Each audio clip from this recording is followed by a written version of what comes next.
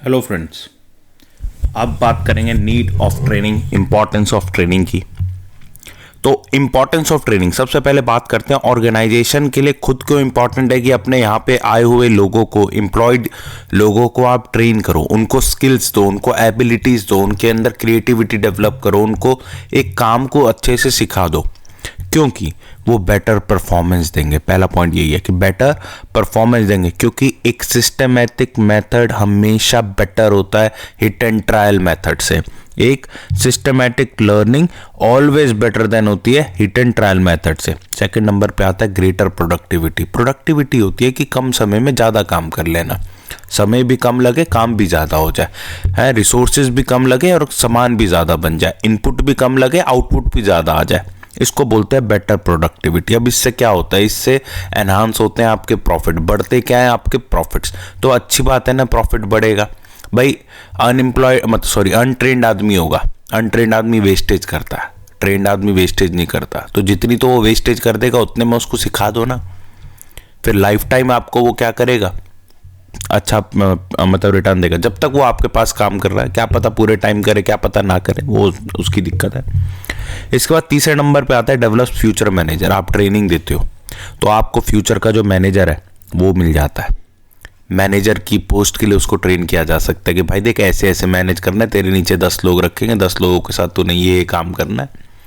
वो बंदा समझ जाता है तो बड़ी ऑर्गेनाइजेशन जब आप उसको संभाल के देते हो, आप काम पे जाओ मत जाओ, वो काम पे जाता है, वो आपके लिए पैसा कमाता है और आप घर में बैठ के ऐश करते हो, तो अच्छी बात है ना आपके लिए। चौथे नंबर पे इंक्रीजेस एम्प्लॉय मोरल। इसको सब काम आता है, एक एम्प्लॉय ऐसा है उसको सब काम आता है, जो उसको दे दो उसको आता है, और आता ही नहीं है, बहुत अच्छे से आता है।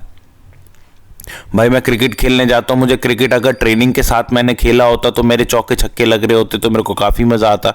अब मैं क्रिकेट खेलने जाता हूँ, बॉल निकल जाती है और मेरे को पता ही नहीं लगता कि बॉल निकल गई, या बैट ही नहीं उठा पाते तब तक बॉल निकल जाती है। तो अब क्या होगा, ऐसे में मेरा मोरल अप होगा कि डाउन होगा, डाउन हो जाएगा। ऐसे एम्प्लॉय होता है, एम्प्लॉय को लगता है कि भाई देखो मेरे को तो सब काम आता है, सब लोग मेरी तारीफ भी करते हैं, हाय राम मैंने कितनी जल्दी कर दिया, हाय राम मैंने कितने अच्छे से कर दिया, तो उसका मोरल बढ़ता है, छुट्टियां कम करता है। आपको भी स्कूल में कब छुट्टी करते हो, जब टेस्ट होता है, टेस्ट में कुछ आता नहीं और टेस्ट में आता हो तो छुट्टी करोगे, आंसर नहीं। हमारे यहाँ छुट्टी क्यों नहीं करते, क्योंकि यहाँ पे हम टेस्ट उस चीज़ का लेते हैं जो तुम्हें आता है, पहले तुम्हारी तैयारी कराते हैं फिर तुम्हारा टेस्ट लेते हैं। इससे क्या होगा, एब्सेंटिज्म कम हो जाएगा। आइए पांचवा point, better response to the fast changing environment. Environment change हो रहा है, जैसे कि अभी बिजनेस में केस स्टडीज आ गई, हम आपको केस स्टडीज के लिए प्रिपेयर कर रहे हैं, तो हम आपको ट्रेनिंग दे रहे हैं, तो आप क्या पेपर करने से पहले डरोगे, हाई केस स्टडी ऐसे तो नहीं करोगे, हाय राम ये होगा कैसे, नहीं, तुमको पता है कैसे होगा, तुम्हें सिखाया जाएगा यहाँ पे। अगला पॉइंट आ जाओ, to the employees better career. भैया एम्प्लॉय के लिए क्या बेनिफिट है, उसको बेटर करियर मिल जाता है। भाई ट्रेंड आदमी ज़्यादा चीज़ें सीखता है, ज़्यादा अच्छे से काम करता है।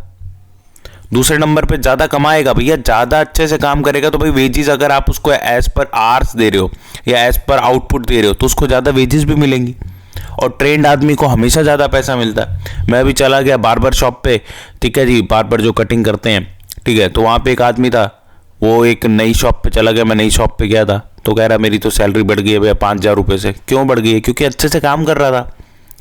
मैं भी उसको ढूंढते ढूंढते उस शॉप पे चला गया, क्योंकि अच्छे से काम करता है, बढ़िया कटिंग करता है, तो उसका बेटर करियर, मोर अर्निंग हो जाती है। And safety of employees.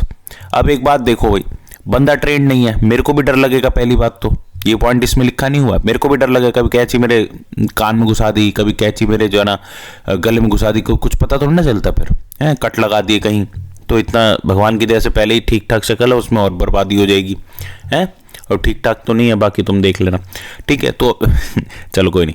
इसके बाद तीसरा पॉइंट क्या आता है, सेफ्टी ऑफ एम्प्लॉयज में खुद की सेफ्टी भी तो है भाई, खुद की सेफ्टी भी है। पता लगे कैंची खुद के हाथ पे काट ली है, ठीक है ना, खुद का हाथ ही कैंची से काट लिया, कुछ भी हो सकता है, कुछ भी पॉसिबिलिटी है कि सीजर से कुछ भी कर सकता है वो। और क्या होता है, बड़ी बड़ी मशीन्स होती हैं, हाथ दे दिया मशीन के अंदर, फैला पड़ा मशीन के अंदर ही, तो हमारे लिए तो प्रॉब्लम हो जाएगी। मान लो इलेक्ट्रीशियन का काम है, जो है ना बिजली के तारों के साथ खुद ही जुड़ा पड़ा, ठीक है ना, नीला पड़ गया एकदम मस्त मजे ले रहा, तो ये होती है आपकी सेफ्टी ऑफ एम्प्लॉयज। चौथे नंबर पे आता है हायर मोरल। ये पॉइंट इसके अंदर आपको दिखाई नहीं दे रहा होगा, हायर मोरल, मैं भेज दूंगा फोटो आपको इसकी। ट्रेनिंग इंक्रीज करता है job satisfaction and morale of the employee, कि भैया जो मोरल है एम्प्लॉय का वो बढ़ जाता है। ठीक है ना। क्यों बढ़ जाता है? क्योंकि उसको सब काम आता है, ये हमने पहले भी डिस्कस किया था। ठीक है जी, चलो फिर अब अगली क्लास में मिलेंगे आपको, अगले लेक्चर का। तब तक इसको भी लिख के आप भेज देंगे गाइस।